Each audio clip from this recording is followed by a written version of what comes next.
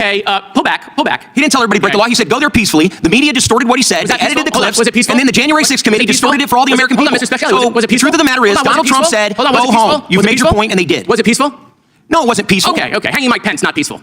That's asinine. Of course not. Okay, so it wasn't peaceful. But I can explain better if you give me time. I would happily explain to you. It wasn't peaceful because Ray Epps told people. No, it wasn't peaceful because the body of the. I've made this. A fiery congressional hearing erupted into sharp exchanges over January 6th when Florida Congressman Jared Moskowitz confronted Thomas Speciale, a former senior advisor at the National Counterintelligence and Security Center.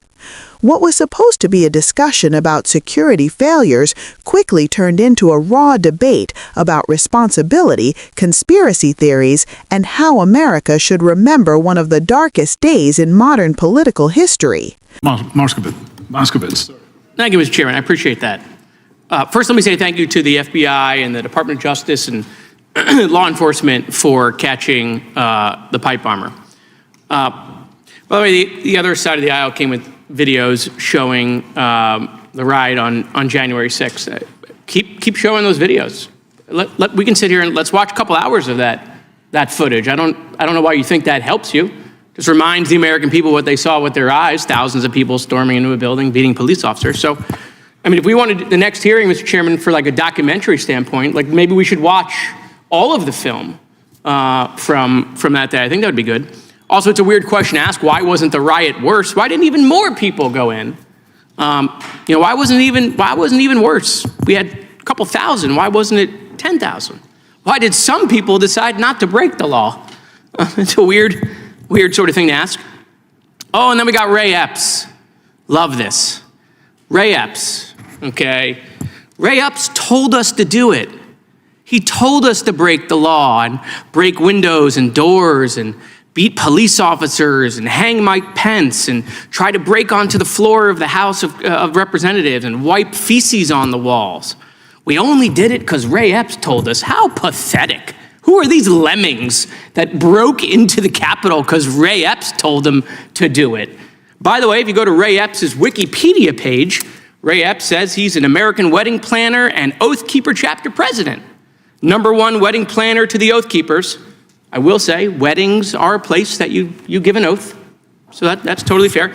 By the way, the head of the Oath Keepers is here with us in the audience. Stewart Rhodes is here today. It's not every day, of course.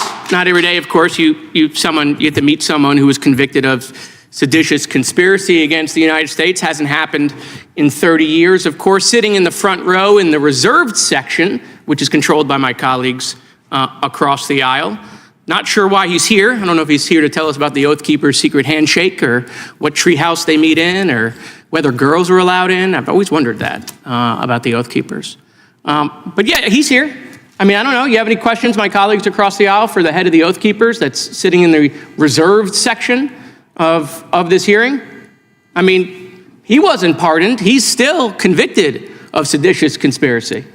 Something you guys say didn't happen. Right? If there wasn't an insurrection, I don't know how you get convicted of seditious conspiracy. And then we got Mr. Speciale, who says, the reason we didn't catch the pipe bomber is because we were so focused on trying to catch Trump people, Trump supporters. Well, Mr. Speciale, breaking news, as it turns out, the pipe bomber is a Trump supporter. So you're right, they were focused on trying to catch people. Turns out, it's just that person, the person you're talking about. And so I went to your website because you mentioned it, Mr. Speciale, and you put on your website that January 6th should not be forgotten, like the Holocaust and 9/11. It's interesting that you chose those two events that also have terrible conspiracies about them, right? Like the Holocaust didn't happen or it wasn't as bad, or that 9/11 was done by the Jews or an inside job, right? It's interesting that you lump in this one with those. I find that fascinating. The Holocaust happened, Mr. Speciale? That's an asinine question. Of course it did. Okay. 9/11 happened?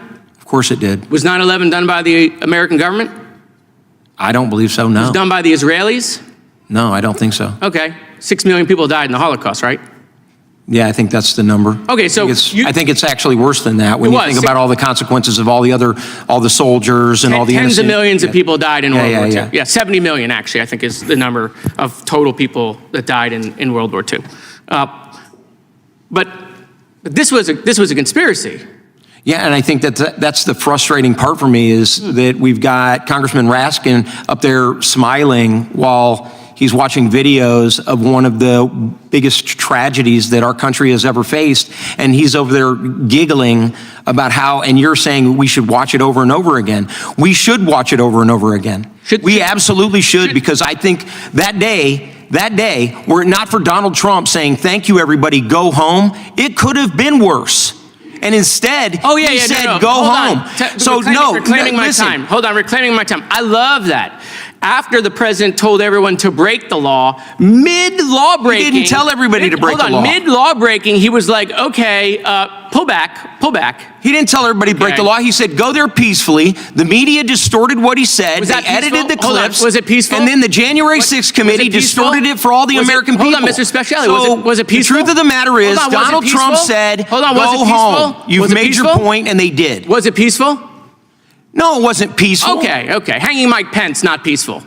That's asinine. Of course not. Okay, so it wasn't peaceful. But I can explain better if you'd give me time. I would happily explain to you. It wasn't peaceful because Ray Epps told people not to be peaceful. No, it wasn't peaceful because the body of the... I've made this analysis... I've made this analysis over and over again, and I think it's very important and it's lost on many people.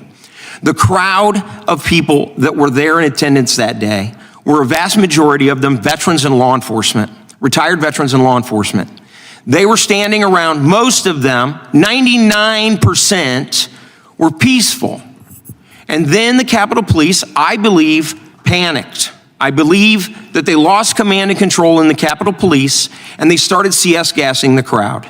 Well, veterans are trained to do one thing and one thing only, and that is fight tyranny and fight injustice. That is what we're trained to do. So when the Capitol Police began CS gassing the crowd, the veterans and the law enforcement stepped forward to protect the crowd. Yeah, and that right there is called a black swan. It is what I warned of in October of 2020 to the FBI Domestic Terrorism Task Force. That's how these things happen all around the world. They happen in Iran, they happen in Syria, they happen in Saudi Arabia, they happen in Libya. That's how it's done. And I was warning of that. And in this particular crowd, sorry. The gentleman's time has expired. You can submit the remainder comments for the record. Now recognize a gentleman from Louisiana. Moskowitz began by thanking the FBI and the Department of Justice for finally identifying the pipe bomber, a case that had haunted investigators for years. He then turned his attention to videos played earlier in the hearing that showed the assault on the Capitol.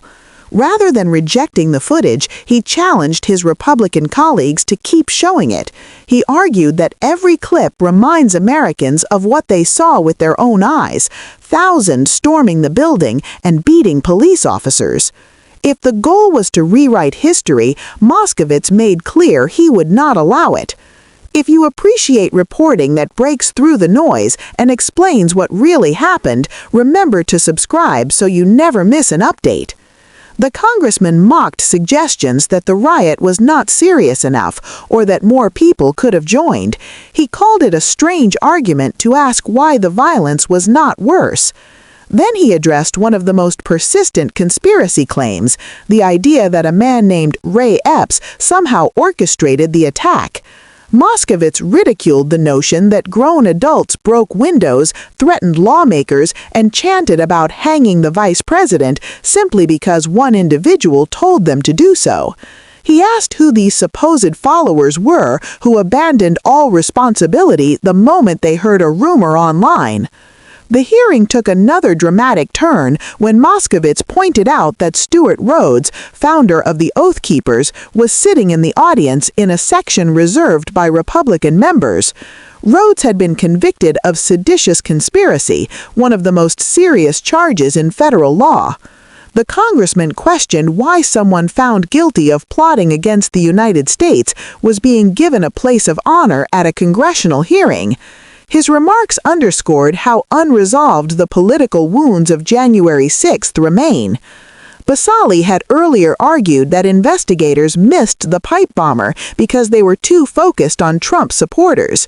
Moskowitz delivered a blunt response, noting that the suspect who was caught turned out to be exactly that, a Trump supporter. The congressman suggested this proved the opposite of Speciale's claim and showed that law enforcement had been looking in the right direction all along. Perhaps the most intense moment came when Moskowitz challenged comparisons Speciale had made on his website, where he placed January 6th alongside the Holocaust and the September 11th attacks as events that should never be forgotten. Moskowitz pressed him on whether those tragedies were real and not conspiracies. Speciale agreed that the Holocaust happened, that 9/11 happened, and that neither was an inside job. The questioning highlighted the danger of mixing genuine remembrance with rhetoric often used by extremist movements. The two men clashed again over whether the Capitol attack was peaceful. Speciale argued that most people in the crowd were veterans and former law enforcement, and that they reacted after police used tear gas. He described the chaos as a black swan event triggered by panic from Capitol Police. Moskowitz rejected that explanation, pointing to chants about killing Mike Pence and the destruction inside the building.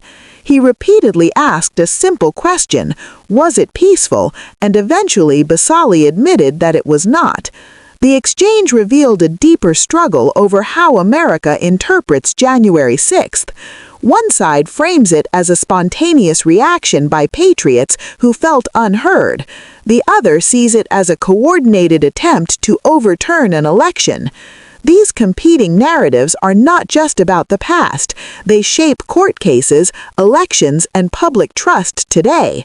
For viewers trying to make sense of the shouting and sarcasm, the core issue is accountability. Who bears responsibility for the violence, and can a democracy survive when facts themselves are treated as optional? Hearings like this rarely change minds in the room, but they matter because they show the country the arguments in plain sight. If you value journalism that adds context instead of just replaying the drama, subscribe to the channel and join us for deeper coverage of the stories shaping our future.